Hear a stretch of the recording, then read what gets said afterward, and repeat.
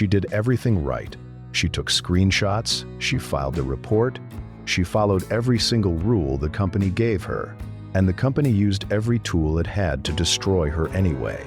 This is not a story about one bad manager. This is a story about how a billion-dollar machine learns to protect its predators and slowly, methodically erase the people who dare to name them. Sara had worked her whole life for a moment like this. She grew up poor, taught herself physics from library books, and eventually earned a spot at one of the most powerful tech companies in the world. Call it RideUp. You'd recognize the name. It was 2015. RideUp was moving fast, loud, aggressive, and dripping with money. Offices full of brilliant people who believed they were changing the world. And Sara, 25 years old, sharper than most, and finally where she wanted to be, was ready to build something real. She had sacrificed years to get here. She believed the company's values.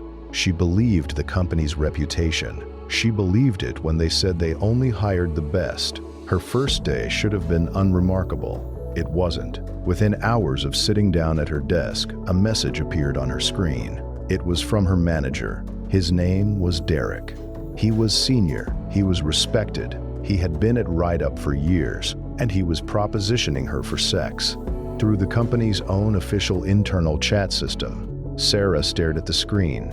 She took a screenshot. Then she did exactly what you're supposed to do. She reported it to Human Resources. She attached the screenshot. She laid out everything clearly and professionally. Derek had a strong performance record, the kind of employee the company considered valuable. Sara had been there for hours, but none of that seemed to matter yet.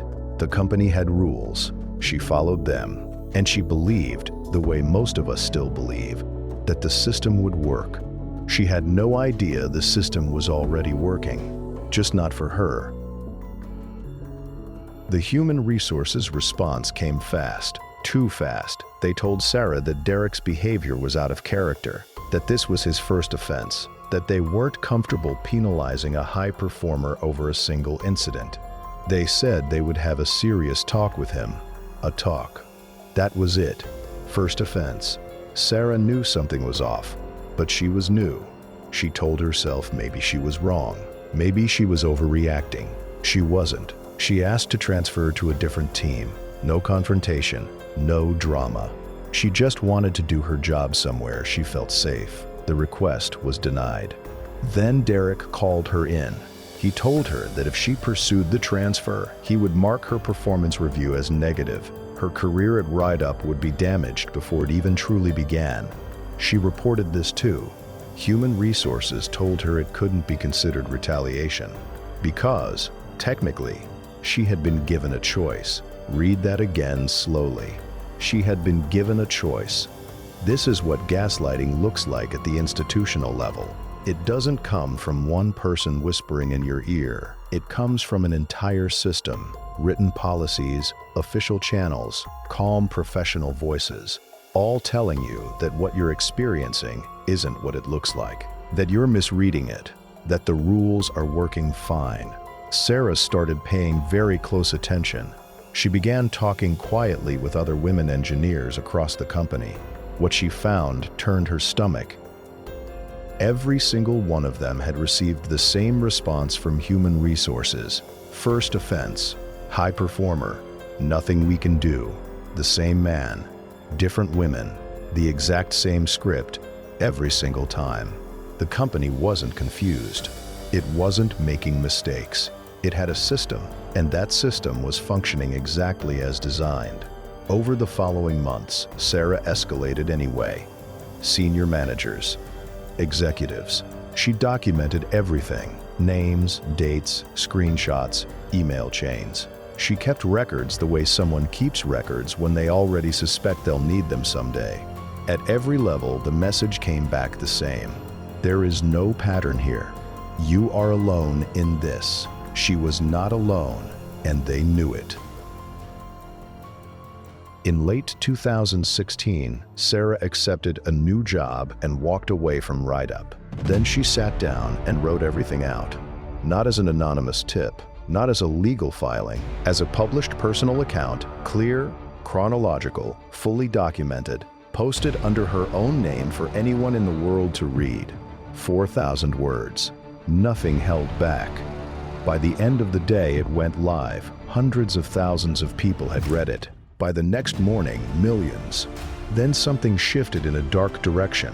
Strangers started contacting people from Sara's past, childhood neighbors, people she hadn't spoken to in a decade. Someone was digging, going back years, sometimes decades, searching for anything that could be used against her. One neighbor called her directly.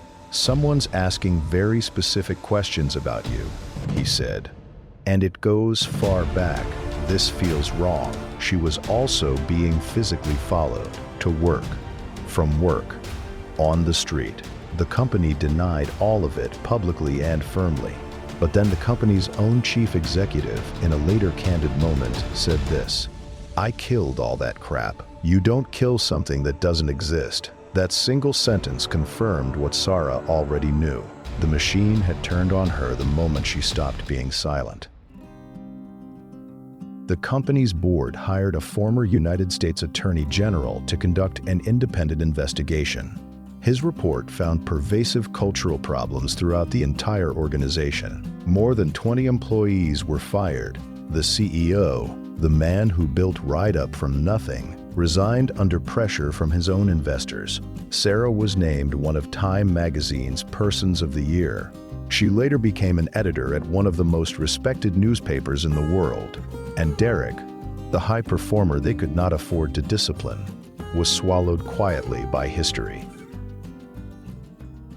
What happened to Sara is not a rare story. The tactics used against her have names. The first is called Denny, attack, reverse victim, and offender. It's when the people responsible for protecting you flip the narrative and reposition the abuser as the one who needs protection.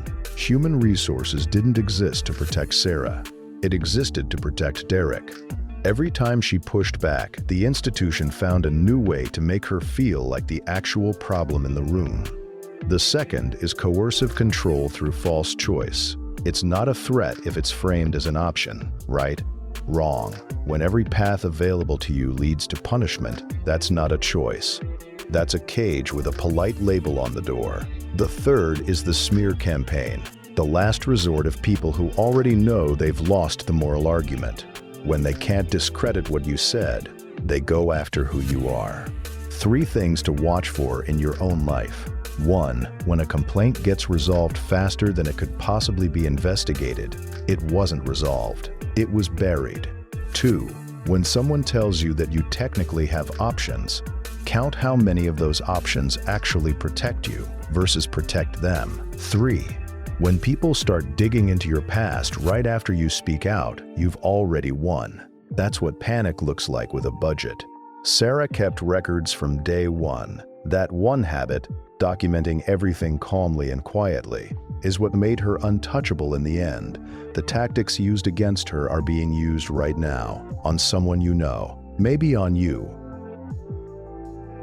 If you've ever been told that what you're experiencing isn't real, that you're overreacting, that the person hurting you is simply too valuable to be held accountable, you already know what this channel is about. Subscribe, because the manipulation most people never notice is exactly what we cover here.